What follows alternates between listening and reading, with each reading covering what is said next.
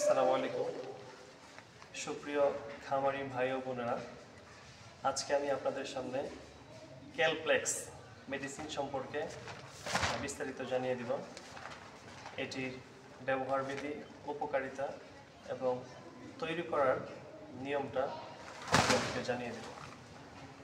আগে জানাচ্ছি, এই ক্যালপ্লেক্সটা পাখি জাতীয় যেমন মুরগি, কোয়েল পাখি, কবুতর, হাঁস ইত্যাদিদের ক্যালসিয়াম, ফসফরাস ও ভিটামিন ডি এর অভাবজনিত যেমন পাতলা, ভঙ্গুর, খোসাযুক্ত ডিম, কেজ লেয়ার, ফেটিক, প্রোলেপস এবং ক্যানিবলিজম ইত্যাদি রোগ প্রতিরোধ চিকিৎসায় কার্যকর।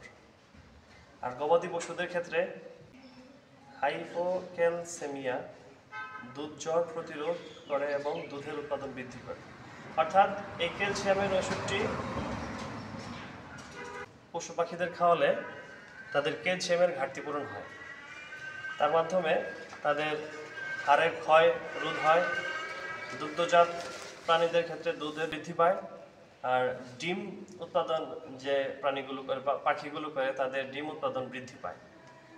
আর মাংস উৎপাদনকারী প্রাণীদের ক্ষেত্রে মাংস উৎপাদন বৃদ্ধি পায়। আজকে এই ক্যালপ্লেক্সের তৈরির নিয়ম আপনাদের সামনে তুলে ধরব। আগে জানিয়ে দিচ্ছি, এটি একটি লিকুইড ওষুধ। এতে রয়েছে ক্যালসিয়াম, ফসফরাস ও ভিটামিন ডি। এটির বাজার মূল্য 140 টাকা। জায়গা বিশেষে দাম 10 টাকা বা 5 টাকা কমও নিতে পারে কোথাও। আবার প্রায় 40টি কোয়েল পাখি এবং 10টি মোরগ মুরগি রয়েছে এবং কিছু কবুতর রয়েছে। এদের জন্য আমি 3.5 লিটার পানি নিয়েছি।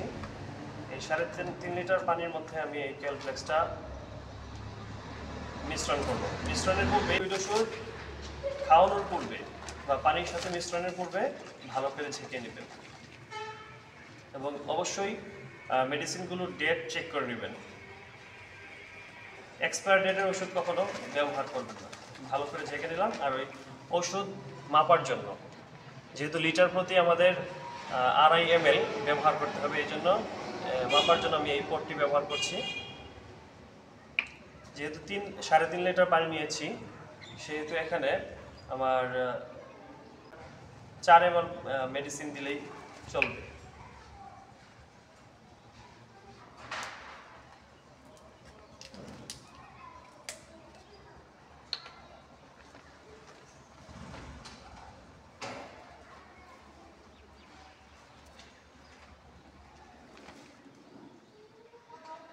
হয়ে গেছে এখানে 4 ml।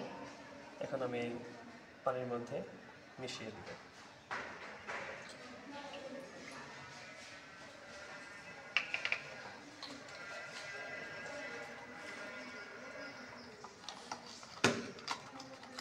অবশ্যই এটির ব্যবহার বিধি আপনারা এর গায়ের মধ্যেই লেখা দেখতে পাবেন। এই ওষুধটি মিশ্রণের জন্য আমি আরেকটি মগ ব্যবহার করছি।